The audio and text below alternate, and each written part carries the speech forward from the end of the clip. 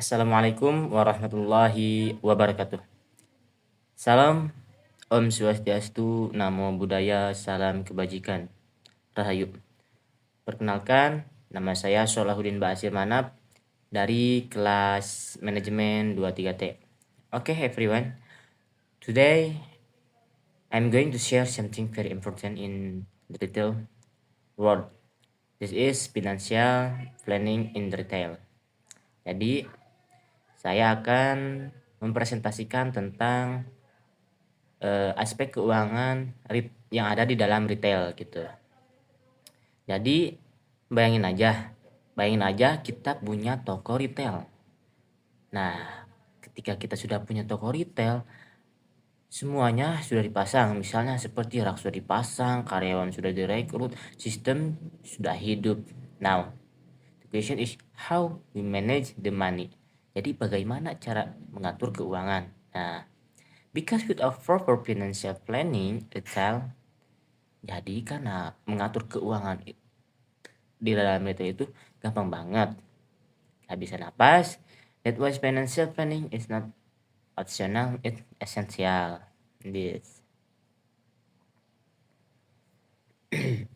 Dalam bisnis retail, seberapa puas pelanggan, seberapa nyaman karyawan, dan seberapa stabil profit, itu semua kembali pada how well we plan the money. Jadi bagaimana kita sebagai yang punya toko itu mengatur keuangan di dalam retail tersebut.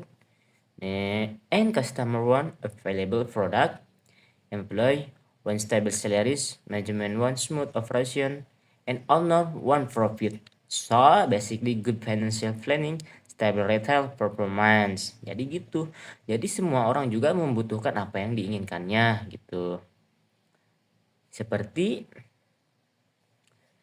seorang customer yang menginginkan produk yang bagus, pekerja yang menginginkan gaji yang tinggi, dan juga seorang manajemen yang menginginkan operasi yang halus. Dan juga kita sebagai contoh yang mempunyai retail tersebut, kita menginginkan tentu saja profit gitu. And next slide, financial planning. Jadi perencanaan keuangan itu sebenarnya simple gitu. Let's me explain in 4 major step. Jadi marilah kita membahas tentang step-step dalam mengatur keuangan tersebut. Number 1, company and investment analysis. Nah, jadi kita itu menganalisis dari sebuah perusahaan dan juga seorang investasi untuk menginvestasinya. Jadi kita mulai dari check up bisnis. In English we call it a financial health check. Jadi kita menganalisis bagaimana si retail tersebut apakah dalam keuangannya sehat atau tidak. Nah, kita bisa menganalisisnya itu how much cash do we have gitu. Jadi bagaimana seberapa banyak cash yang kita punya, seberapa banyak yang kita miliki uang tersebut. Next, inventory ataupun juga gudang terlalu banyak atau terlalu sedikit. Jadi kalau kita di dalam gudangnya itu terlalu banyak produk namun penjualannya kurang, maka itu akan mengganggu financial health check. Terus, apakah ada utang? Nah, ketika ketika kita sebagai yang mempunyai toko retail, ketika ada utang, maka kita akan ketar-ketir untuk melunasi utang tersebut. Jadi ketika kita penjualan kita untung, maka kita akan segera cepat-cepat membayar utang tersebut. Karena kalau tidak, nanti kita akan mengalami jatuh tempo yang dimana itu akan menambah bunga gitu. Next, aset dipakai atau nganggur. Nah, jadi kita harus menganalisis aset yang kita gunakan itu dipakai atau nganggur.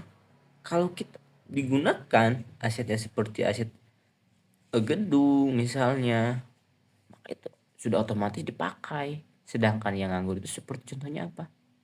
Misalnya mungkin saja motor bukan motor, ya motor gitu ya. Apakah motor itu bisa digunakan oleh si karyawan atau tidak? Nah, kalau nganggur otomatis itu akan mengurangi stabilitas keuangan perusahaan atau retail tersebut gitu. This help us understand the real condition of the business. And number two, identifying decision alternative. Di strategic part, retail harus memilih gitu. Kita sebagai yang punya retail kita harus memilih mau nambah stok, mau buka cabang atau mau ganti supplier gitu. Kita dihadapkan dalam satu pilihan.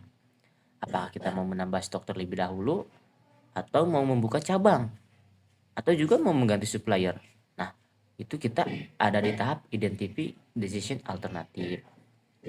Like every option has financial consequence. Makanya semua keputusan itu harus sesuai dengan kemampuan keuangan. Balik lagi, jadi kalau keuangan kita sudah mumpuni, maka kita tidak harus milih-milih. Karena kan keuangan kita sudah mencukupi atau istilahnya itu financial freedom di dalam retail. Next number 3, this cash flow projection. Cash flow is the lifeblood of retail. Really the zone if cash stop flowing, like the business days. So we must project apakah kas bulan depan aman atau apakah 3 bulan ke depan bisa beli stok. Tanpa proyeksi, toko bisa tiba-tiba kehabisan uang atau mengalami kerugian. Nah, disinilah proyeksi cash flow itu sangat berguna untuk retail, yang dimana di sini kita dapat mengatur apakah kas bulan depan itu aman, dihitung juga penjualan dan juga laba ruginya, dan juga untuk 3 bulannya juga stok yang ada di inventory ataupun gudang itu mencukupi atau tidak. Next number 4, evaluating result atau evaluasi akhir. Hasil evaluasi. Nah, terakhir kita evaluasi apakah rencana keuangan itu berjalan sesuai target kita di awal atau sangat melenceng dari jalur kita. If not, we adjust and fix the issue. Gitu. Jadi jika tidak, kita harus bisa mempertimbangkan apakah isu kita itu benar-benar bisa dilanjutkan atau tidak. Next slide, goal of financial planning atau tujuan di dalam perencanaan keuangan. The goal is simple. Jadi tujuannya itu sangat simple sekali. Yang pertama itu menentukan arah retail. Arah retailnya itu mau dibawa kemana oleh si pemilik retail tersebut. Mau dibawa ke lebih maju lagi atau lebih sedang atau lebih cuma stagnan di situ. Makanya ini adalah penting gitu. Terus yang poin kedua itu mengurangi resiko. Nah, ketika kita sudah mempunyai tujuan dalam perencanaan keuangan, kita bisa meminimalisir, mengurangi resiko apa-apa yang terjadi dengan keuangan di masa depan gitu. Jika dalam perencanaan keuangan kita melenceng sedikit, nah itu sudah bisa mengurangi resiko dalam retail tersebut. Dan juga poin yang terakhir yaitu memaksimalkan profit. Jadi dari slide ini tuh ada 3 tujuan yang simple dalam financial planning atau perencanaan keuangan. Yang pertama menentukan arah retail, mengurangi resiko, dan yang ketiga memaksimalkan profit. In short, planning help the business grow, not just survive. Dalam skala kecil, perencanaan itu dapat membantu bisnis untuk bertumbuh, tetapi tidak untuk survive atau menjelajahi gitu ya. Next section, profit paths atau jalur keuntungan gitu ya. Next slide itu, what is profit paths? What? Jadi apa itu profit paths itu? Apa jalur keuntungan itu? Nah, profit path itu adalah cerita perjalanan uang dalam retail from sale to cost to profit. Jadi dari keuntungan, dari keuntungan ke biaya dan juga ke Oh, salah. Dari penjualan, dari biaya, dan juga dari keuntungan. Jadi penjualan, biaya, untung gitu. Next slide, yaitu net sales atau penjualan bersih. Bersih gitu ya. Net sales adalah angka penjualan yang benar-benar masuk. In English we call it the real revenue. Jadi itu tuh hasil dari hasil yang sudah kita hitung. Jadi tidak ada laba kotornya gitu ya. Jadi ini benar-benar laba bersihnya itu dihitung. Nah, disitulah kita bisa mengetahui keuntungan dari suatu penjualan di toko atau di retail tersebut. Nah, it come from, jadi kayak perhitungannya itu seperti gross sale dikurangi return, dikurangi diskon, dikurangi allowance, dan juga dikurangi tax pajak. Things might look good on the surface, but after deducting everything, ya, jadi baru kelihatan angka realnya gitu ketika kita sudah melakukan perhitungan dari cross sale, dikurangi return, dikurangi diskon, dan juga dikurangi allowance, dan juga dikurangi pajak. Jadi kita bisa mengetahui angka realnya bahwa retail tersebut atau toko kita itu benar-benar untung atau tidak. Tuh. Next slide, gross profit management. Gross profit management itu perhitungannya sangat mudah, yaitu net sales dikurangi cost of goods sold atau HPP, harga pokok penjualan. Nah, margin ini yang menjadi napas suatu toko. Kenapa? Karena jika suatu margin itu kuat, maka bisnis lebih fleksibel. Your margin is strong, the business is flexible. If the margin is weak, is toko is lowest. Jadi jika marginnya itu lemah, maka toko itu gampang sesak atau gampang mengalami kerugian. Next slide, expense atau biaya atau pengeluaran. Jadi di dalam expense itu termasuk salary, store rent, utilities, transportation, and administration. Dan semua biaya ini tuh mengurangi margin yang ada di dalam suatu keuangan retail. Jadi apa saja? Yaitu pertama gaji karyawan, terus store rent, jadi biaya store, utilities juga kayak semacam kita itu sewa gitu, transportasi dan juga administrasi biaya lain-lainnya seperti listrik, air, dan juga lain-lain gitu. Nah, dalam expense juga, so if sales are big, jadi kalau penjualannya itu besar, kalau expense-nya tidak terkendali, tetap saja profitnya kecil. Oke, next slide, net profit margin. Jadi perhitungan net profit margin itu adalah gross profit dikurangi operating expense. Jadi ini adalah angka yang paling jujur, angka profit yang paling jujur.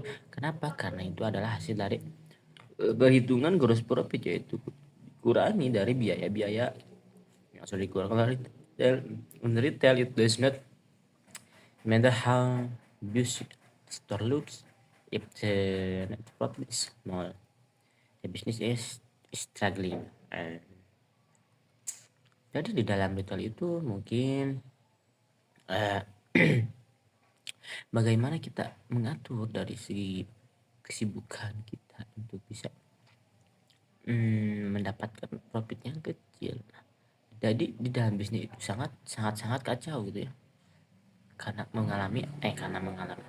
mendapatkan profit yang sangat kecil gitu. Next slide, turnover rate overview. In the turnover rate menjelaskan how fast the business turn its asset into cash. Jadi turnover itu menjelaskan bagaimana kecepatan dari suatu bisnis untuk mendapatkan aset itu secara cash, secara real time gitu. Retail must be fast. Retail emang selalu cepat karena barang masuk, barang keluar, beli lagi, jual lagi. Slow turnover sama dengan resiko. Jadi kalau turnovernya slow itu resiko, sedangkan fast turnover sangat cepat itu bisnis yang sehat. Oke, next slide. Current asset. Current asset meliputi cash, receivable, inventory. Jadi inventory yang terlalu banyak dengan uang kejebak. Kalau inventory terlalu sedikit, tuh akan mengalami penjualan yang rugi, itu kegagalan penjualan. So the key is balance. Jadi kuncinya itu adalah seimbang. In the life, itu seimbang itu, jadi memang harus seimbang jadi dalam kehidupan juga. Next slide. Fixed asset. This include rack, asset, cash machine, store equipment, and building. Jadi di dalam fixed asset itu kita mencakup dari rak, AC, mesin kasir, penjualan equipment dan juga bangunannya. Jadi aset tetap itu dipakai dalam jangka panjang untuk si retail tersebut menjadi bukan untuk mendapatkan keuntungan lebih tinggi lagi. But the share it and at the cost. Jadi karena kita itu bahkan akan mengalami depresiasi atau mengalami penurunan harga dan penambahan biaya. Nah, selain aset turnover penjumlahannya itu di net sale dibagi total aset. Jadi penjualan bersih itu dibagi sama hasil aset seluruh asetnya gitu. This ratio so how product this aset are banyaknya aset tapi penjualannya kecil gitu. Nah, dari rasionya itu bagaimana itu tergantung dari aset yang kita miliki. Apakah banyak aset atau kurangnya aset, tapi penjualannya itu kecil atau banyak. Nah, that means something is wrong, bro. Next slide is strategy profit model overview. Jadi SPM atau strategi profit model itu mengkombinasikan profit dan juga turnover. It help us see the full finance picture. Jadi ini membantu untuk keuangan pool dalam gambaran keuangan itu kita bisa mengetahuinya dalam SPM tersebut gitu. Next slide, net profit ditambah asset turnover. When we combine these two, net profit margin show profitability, asset turnover show efficiency. Jadi net profit margin itu adalah profit, bro. Net profit margin itu, sedangkan asset turnover itu efisiensinya itu gitu. Efisiensinya. We get a powerful indicator. Jadi kita bisa mengetahui indikator kekuatan dari suatu retail tersebut. Nah, next slide. Return on asset atau ROA disingkat. ROA. Nah, dalam ROA ini kita sudah ada rumusnya, yaitu net profit dibagi total aset. Jadi net profit itu dibagi sama seluruh aset gitu ya. Nah, dalam hasil, kita itu mengetahui bagaimana seberapa banyak sih profit yang kita kumpulkan dalam bentuk rupiah itu. Nah, itu adanya di ROA. Misal contohnya itu kita memiliki aset 174 miliar. Sedangkan net profitnya itu 33 miliar. Maka ROA-nya itu adalah 33 miliar dibagi 174 miliar. Maka yang dihasilkannya itu adalah 19 miliar. Hitung lagi kalau kalian gak percaya. Maka dalam toko retail 19% ROA itu adalah sangat kuat gitu. Nah, overview. Next slide itu overview. Retail release key financial indicator to stay healthy. Let's break them down. Next slide. Gross margin indicator. We analyze margin by a product category, brand, item, even per square meter. Jadi dalam gross margin itu kita bisa menganalisis marginnya itu dalam apa saja. Yang pertama itu kategori produk, brandnya apa aja, itemnya ada berapa, dan juga berapa meternya sih gitu. Nah gitu.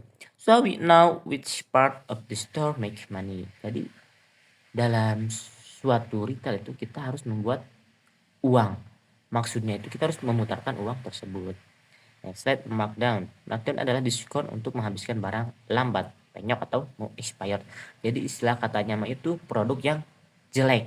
Maksudnya jelek itu bisa digunakan, namun ya seperti tadi ada yang penyok, ada yang mau expire dan juga barangnya lambat gitu.